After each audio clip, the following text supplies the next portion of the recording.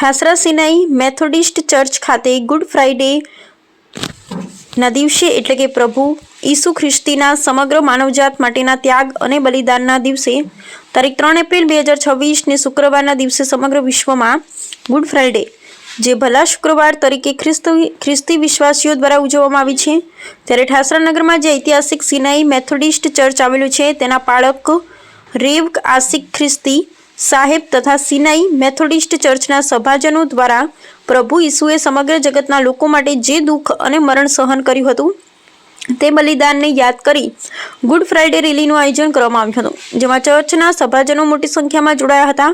ઉમરેઠ ડિસ્ટ્રિક્ટના લે લીડર હિમાંશુ પરદેશી પણ આ રેલીમાં જોડાયા હતા. આ રેલી ઠાસરા મોટા ખ્રિસ્તી ફળિયાથી ચર્ચ સુધી યોજાઈ હતી. આ રેલીનું મુખ્ય આકર્ષણ પ્રભુ ઈસુ ખ્રિસ્તીને વધ સ્તંભ પર અટકાવવામાં આવ્યા હતા.